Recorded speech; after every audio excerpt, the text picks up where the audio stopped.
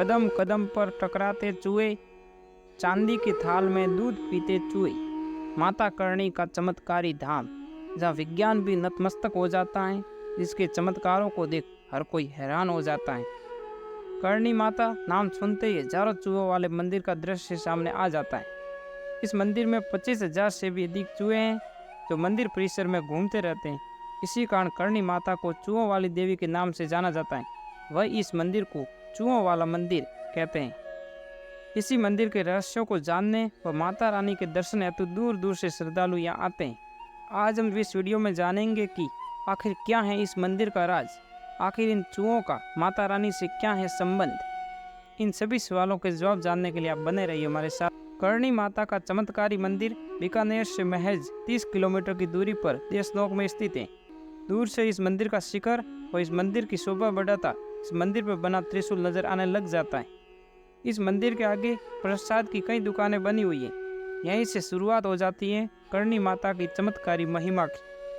दुकानदारों व स्थानीय लोगों के मुताबिक इस मंदिर में हजारों की तादाद में चूहे होने के बावजूद भी वे इनके किसी भी सामान को कोई भी नुकसान नहीं पहुंचाते।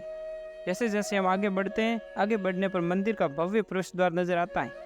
मंदिर का मुख्य द्वार चांदी से निर्मित है, जिस पर बेहद ही सुंदर व आकर्षक नक्काशी की गई है, जिस पर हाथी, सिंह, चूहे व माता करणी की सुंदर आकृतियां उकेरी गई। करणी माता को माँ दुर्गा का अवतार माना जाता है, इसीलिए मंदिर के मुख्य द्वार के आगे तो शेरों की मूर्तियां बनी हुई हैं। आप देखेंगे कि दोनों शेर भिन्न भिन्न भाव भंगिमा लिए हुए, जिसमें से एक शेर जागृत अवस्था में तो दूसरा सोते हुए नजर आता है। मुख्य द्वार से अंदर जाने पर मंदिर परिसर में सैकड़ों चूहे इधर उधर घूमते हुए नजर आएंगे। कोई दाना खाता हुआ, कोई पानी पीता हुआ, तो कोई चांदी की थाल में दूध पीता हुआ नजर आता है। इस मंदिर में चूहों की संख्या 25,000 से भी अधिक है। इन चूहों को काबा कहा जाता है। इन चूहों में कुछ चूहे सफेद रंग के भी हैं, जिन्हें देखना बहुत ही शुभ माना जाता है और इनका दर्शन बहुत ही मुश्किल से होता है। आप देखेंगे कि इस मंदिर में सभी चूहे एक ही आकार के। इतनी अधिक संख्या में चूहे होने के बावजूद भी कोई चूहा मरा हुआ नहीं दिखाई देता है और न ही किसी प्रकार की दुर्गंध आती है। इस मंदिर में हर कदम संभल कर रखना होता है, क्योंकि गलती से भी पैरों से चूहे की मृत्यु हो जाए तो यह बहुत ही अशुभ माना जाता है और इसकी जगह चांदी का चूहा बनाकर रखना होता है। इसीलिए श्रद्धालु इस मंदिर में पैर घसीटते हुए चलते हैं। इन चूहों का करणी माता से क्या संबंध है, ये जाने उससे पहले हम जानेंगे करणी माता के बारे में। करणी माता का जन्म विक्रम संवत 1444 अश्विन शुक्ल सप्तमी शुक्रवार तदनुसार 20 सितंबर 1387 को जोधपुर के सुवाप नामक गांव में हुआ था। उनके पिता का नाम मियाजी किनिया और माता देवलबाई थी। मियाजी किनिया शाखा के चारण थे। करणी माता के जन्म के बारे में कहा जाता है कि मियाजी के 6 पुत्रियां थीं, लेकिन एक भी पुत्र नहीं था। इसलिए एक दिन वे क्रोध में आकर हिंगलाज माता की लंबी व कठिन यात्रा पर निकल पड़े। हिंगलाज शक्तिपीठ वर्तमान में पाकिस्तान के बलूचिस्तान प्रांत में स्थित है। वहाँ हिंगलाज माता ने मियाजी की तपस्या से प्रसन्न होकर उनको दर्शन दिए, तो मियाजी ने उनसे पुत्र प्राप्ति की इच्छा जाहिर की। हिंगलाज माता उनको आशीर्वाद देकर अंतर्धान हो गई। कुछ समय बाद देवलबाई गर्भ से हुई, लेकिन उनका गर्भकाल असामान्य रहा। कहते हैं करणी माता अपनी माँ के गर्भ में 21 महीनों तक रही। उनके जन्म के कुछ समय पहले माँ दुर्गा ने देवलबाई के सपने में आकर कहा कि मैं जल्द ही तुम्हारी कोख से तुम्हारे घर जन्म लेने वाली हूँ। कुछ दिनों बाद जब करणी माता का जन्म हुआ तो मियाजी ने उनकी बहन से पूछा कि क्या हुआ है, बेटा या बेटी। तो उन्होंने क्रोध में आकर उंगलियों को मुंह में बींचते हुए कहा कि पत्थर हुआ है, यानी बेटी हुई है। तो ऐसा कहते ही उनकी उंगलियां अटक गई। यह करणी माता के अपमान की सजा थी। करणी माता का यह पहला चमत्कार था। बाद में करणी माता का नामकरण हुआ तो उनका नाम रिद्धुबाई रखा गया। एक दिन रिद्धुबाई की बुआ उनके घर आई हुई थी, जो रिद्धुबाई को सबसे ज़्यादा प्यार करती थी, क्योंकि वह सबसे छोटी थी। एक दिन रिद्धुबाई को उसकी बुआ नहला रही थी, लेकिन उनका एक हाथ अपाहिज होने के कारण सही से नहीं नहला पा रही थी। तब रिद्धुबाई ने अपनी बुआ से पूछा कि क्या हुआ, तो बुआ ने अपनी परेशानी बताई। तो रिद्धुबाई ने बुआ का हाथ स्पर्श करते हुए कहा कि बुआ, आप झूठ क्यों बोल रही हो, आपका हाथ तो एकदम सही है। रिद्धुबाई के स्पर्श से उनका हाथ पूरी तरह स्वस्थ हो गया था। ये चमत्कार देख उसकी बुआ ने कहा कि ये कुछ कर सकती है, ये कुछ करण वाली है, इसलिए इसका नाम करणी बाई रखा गया। तब से लेकर आज तक रिद्धुबाई को करणी माता नाम से जाना जाता है। जैसे जैसे करणी बाई बड़ी होने लगी, समाज के लोग मियाजी पर उनकी शादी का दबाव बनाने लगे। लेकिन काफ़ी ढूंढने पर भी करणी माता के लिए कोई अच्छा वर नहीं मिला तो मियाँ जी चिंतित रहने लगे। तब करणी जी ने अपनी सहेली सुआ ब्राह्मण की बेटी से मियाँ जी को कहलवाया कि रोड़िया कबीले के शिवांश किलूज जी के पुत्र देपाजी करणी जी के लिए उपयुक्त होंगे। तब मियाँ जी देपाजी के लिए करणी जी का हाथ लेकर केलूज जी के गांव गए, जिसे सहर्ष स्वीकार कर लिया गया। सन 1416 को पारंपरिक रीति रिवाजों से उनका विवाह किया गया। जब वे शादी के पश्चात साटिका की तरफ जा रहे थे तो मियाँ जी ने उनके लिए पानी के घड़े साथ में रखवा दिए थे। बीच में पानी पीने की कोई भी जगह नहीं थी और जब वे आगे पहुंचे तो देपाजी को प्यास लगी। उन्होंने पानी पीने के लिए घड़े में देखा तो घड़े में पानी नहीं था। करणी माता ने उनको कहा कि पीछे तालाब बना हुआ है, उसमें स्वच्छ जल है, आप पी लीजिए।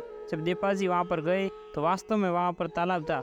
उसे देखकर वो आश्चर्यचकित रह गई, क्योंकि उस जगह पर पहले कोई भी तालाब नहीं था। जब वो पानी पीकर वापस आए तो करणी माता ने अपना अलौकिक दिव्य रूप दिखाया और देपाजी को कहा कि मैंने परिवार व समाज वालों की इच्छा का मान रखते हुए ये विवाह किया है। और करणी माता ने उनके लिए अपनी बहन गुलाबबाई के विवाह की व्यवस्था करवाई और करणी माता जीवन भर ब्रह्मचारी रही। करणी माता ने 2 साल तक साटिका में रहने के बाद वे देशनोक आ गई। देशनोक आने के बाद करणी माता और उनके अनुयायी कुटिया बस्ती में रहने लगी, जहाँ वर्तमान में नेहरी जी का मंदिर है। कहते हैं कि करणी माता 151 साल जीवित रहकर संवत 1595 चैत्र शुक्ल नवमी गुरुवार को ज्योतिर्लिंग हुए। अब हम जानेंगे कि इन चूहों का करणी माता से क्या संबंध है। चूहों को करणी माता के वंशज कहा जाता है।